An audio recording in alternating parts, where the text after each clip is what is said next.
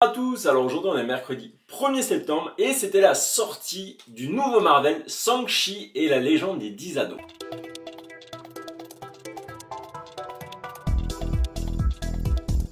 Alors c'est une réalisation de Destin Daniel Cretton qui avait notamment réalisé des très beaux drames comme State of Grace et La Voie de la Justice. Il avait même fait Le Château de Verre aussi. Et tous ces films, pour l'anecdote, ont en commun d'avoir au casting Brie Larson. Alors il va adapter un personnage Marvel créé dans les années 70 par Steven Englers, Al Milgrom et Jim Starlin. Et il faut savoir que ce film, donc Shang-Chi, la légende des 10 anneaux, va être le 25e film du MCU et le deuxième de la phase 4. Alors dans Shang-Chi et la légende des 10 anneaux, on va justement retrouver Shang-Chi qui va devoir affronter le passé qui revient dans sa vie présente. Il avait laissé derrière lui un père énervé et une organisation qui s'appelait les 10 anneaux. Et voilà que maintenant il ne peut plus fuir et il va devoir assumer ses responsabilités. Alors, comme chaque film du MCU, j'étais vraiment ravi de retrouver la salle de cinéma, là j'étais tout content. Et alors, voilà, c'est pas un mauvais film. Je vais même dire que c'est plutôt un bon film, mais c'est vrai que voilà, sans plus. Malheureusement, j'en aurais aimé un peu plus. Alors ce nouveau film, le MCU, va surtout se démarquer parce qu'à l'affiche, il y a une majorité d'acteurs d'origine asiatique. Alors ça va faire un peu comme Black Panther à l'époque, bon seulement Black Panther ça avait quand même une répercussion médiatique beaucoup plus importante, mais là voilà, on sent que Marvel veut viser le marché chinois, voilà, il n'y a aucune ambivalence. Après, ils ont quand même pris un personnage des années 70, c'est pas un personnage qui a été voilà marmitonné pour l'occasion. Il a quand même un passé, donc certes c'est marketing, mais c'est pas dénué de fond quand même. Alors après tout ce côté asiatique, ça va se répercuter dans l'ambiance générale. C'est vrai qu'il y a plusieurs passages où on va le voir, et je pense notamment par exemple au-delà de la réalisation qui voilà un peu standard, mais ça on y retournera plus tard. En fait, je pense que ça s'est surtout ressenti dans les musiques. Moi j'ai beaucoup aimé la consonance des musiques, même si c'est vrai que des fois on va avoir, surtout quand on va être aux États-Unis, on va avoir un peu de rap moderne. Mais on sent sinon dans les musiques de fond, dans les combats, il y a une ascendance asiatique qui est assez agréable à voir. Enfin plutôt à écouter. Et on peut parler aussi des combats. Alors certains vont être dans la lignée des films d'arts martiaux. Je ne suis pas un spécialiste, je suis un néophyte et donc je connais les codes que maîtrise le grand public et je les ai reconnus assez facilement. Et je pense que ça fait que les spécialistes en la matière vont pas forcément être ravis que ces codes soient réutilisés à la sauce Marvel, donc ça veut dire vraiment sauce grand public, et je pense avec certaines approximations, ça se voit. Après, je dois dire que dans la globalité, c'est quand même les affrontements, les combats qui sont la force de ce Marvel. Ils sont vraiment dynamiques, ils vont apporter vraiment voilà du boost. J'ai beaucoup apprécié quand ça se cognait. C'est vrai, voilà, les acteurs sont bien, enfin les acteurs sont bien en termes de combat, les chorégraphies sont bien pensées. Voilà, c'est vraiment pas mal, c'est vraiment pas mal du tout. Et il faut dire que c'est assez facile à suivre. Bon, c'est l'avantage quand il n'y a pas de super pouvoir. On reparlera des 10 anneaux plus tard, mais voilà, il n'y a pas Iron Man, il n'y a pas Captain Marvel, etc. Donc ça reste du combat au corps à corps 90% du temps. Et moi j'aime bien, de temps en temps ça change. C'est vrai que dans la MCU on n'a plus trop l'habitude de voir ça. Ça va nous permettre de profiter d'un gros final, vraiment une grosse bataille finale, comme ça fait longtemps qu'on l'avait pas vu dans la MCU.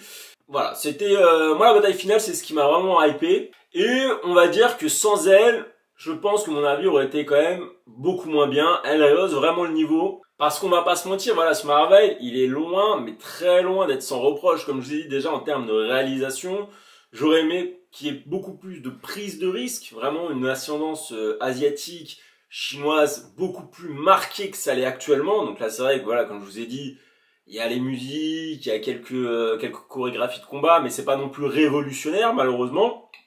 J'aurais aimé vraiment que on aille à fond dedans. Vraiment, c'est du lâcher total.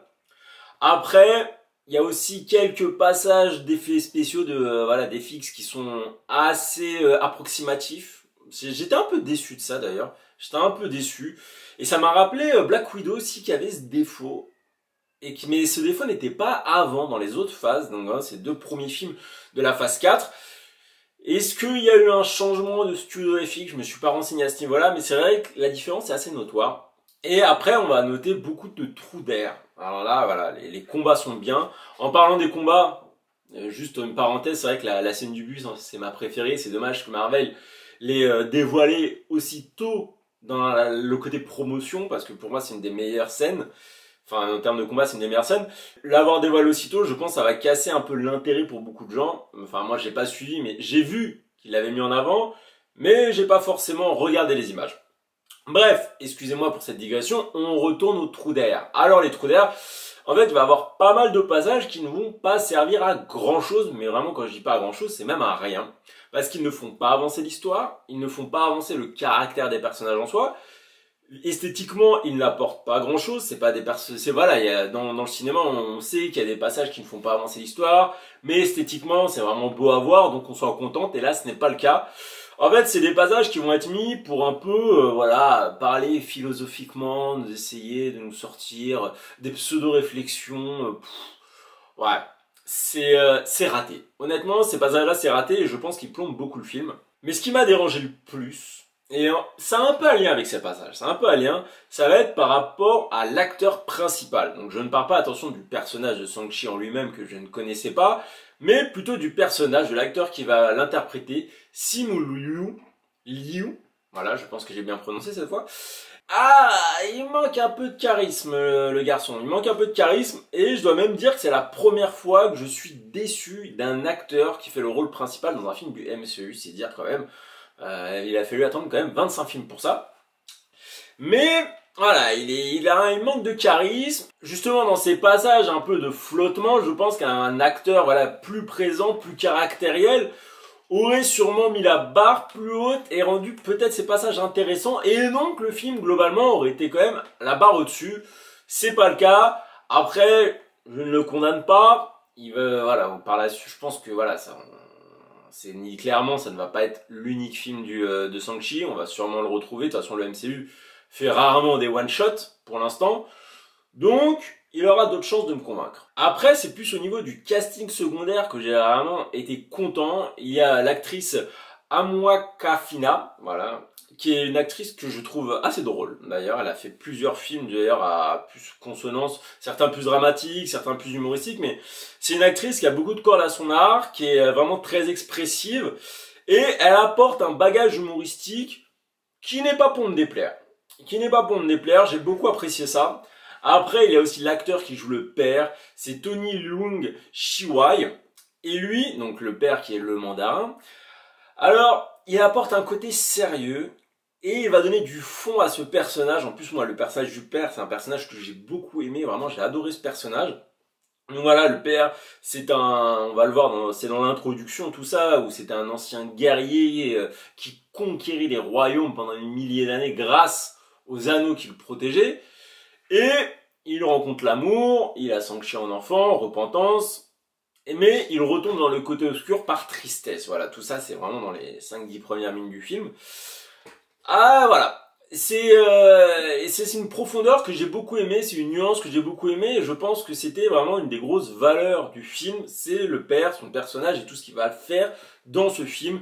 Le mandarin n'avait pas été très respecté dans Iron Man, enfin c'était Iron Man 3, oui, Iron Man 3, mais désormais, il a enfin, on va dire, la place qu'il méritait dans ce MCU. Alors en parlant des 10 anneaux, moi je pensais que le film allait tourner véritablement autour d'eux, que l'intrigue allait être basée sur ça, mais ce n'est pas le cas. En fait, finalement, ça va plus être un outil de pouvoir au service du mal, même si eux, ils sont assez neutres, hein. C'est comme une arme est neutre, c'est selon la personne qui s'en sert qu'elle a des répercussions. Donc les 10 anneaux, ça va tout à fait être ça. Finalement, le scénario tourne plus autour de cette famille, donc voilà l'histoire autour du père, de la mère, de la sœur, etc. Et de Shang-Chi, bien entendu, hein, c'est lui qui est au cœur du truc.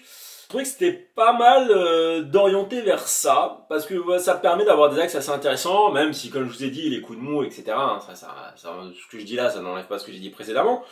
Mais c'est vrai que c'est peut-être plus intéressant de ça que seulement une histoire d'anneau. Et voilà, je trouvais ça intéressant, bah surtout que ça permet de développer le personnage du père, que j'ai adoré, donc je ne vais pas me plaindre. Bon, il fallait pas grand chose à ce Marvel quand même, je pense, pour passer vraiment du côté très très positif.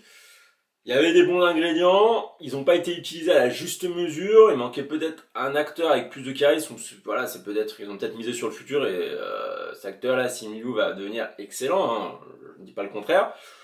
Mais voilà, Shang-Chi et la légende du Nano, ça va pas rester dans ma mémoire. On va parler des scènes post-crédit, parce que voilà, c'est quand même, on est dans un Marvel, hein, faut rester jusqu'au bout, et il y a 2 scènes post-crédit, on va en parler. Alors dans la première, on voit Wang qui essaye de connaître, enfin qui interroge et qui essaye de connaître un peu l'origine de ces 10 anneaux, et qui voit une balise. Dans cette scène secondaire, ce que j'ai bien aimé, c'est que bah, déjà on va avoir Bruce Banner, donc le retour de Bruce Banner, qui est en forme normale, donc voilà. Il y a une série She-Hulk. Ah, est-ce que ça ouvrait pas la porte pour savoir pourquoi Bruce Banner a retrouvé sa forme humaine? Intéressant. Et il va y avoir Brie Larson, donc Brie Larson qui montre son attachement à ce réalisateur, donc comme elle était dans tous ses films, voilà, elle perpétue la tradition. Personne ne sait d'où vient cet artefact très ancien. Alors, il y a 2 théories qui peuvent ressortir. La première, en tout cas pour moi, je n'ai pas regardé les théories sur internet, donc ça se trouve j'ai dit n'importe quoi. Alors la première, est-ce que ce n'est pas lié à Secret Invasion, une arme qui est venue d'un monde alien il y a extrêmement longtemps, et la balise s'est déclenchée comme Shang-Chi a récupéré l'arme. La balise s'est redéclenchée, donc ce qui fait que les forces vont venir vouloir le récupérer. Je pense à ça parce qu'il y a la scène post-crédit de Nick Fury dans Spider-Man Far From Home. Donc j'essaye de relier, voir si ça marche. Et la seconde, bah, le film Les Éternels va arriver. On sait que les Éternels, ça date il y a des millénaires. Et est-ce que les Anneaux, ça ne leur appartiendrait pas? Voilà. La question est ouverte. Maintenant, il y a la seconde scène post-crédit. Bon, à savoir, il n'y a pas beaucoup de questions à se poser. On voit la sœur de Shang-Chi qui va réactiver l'organisation.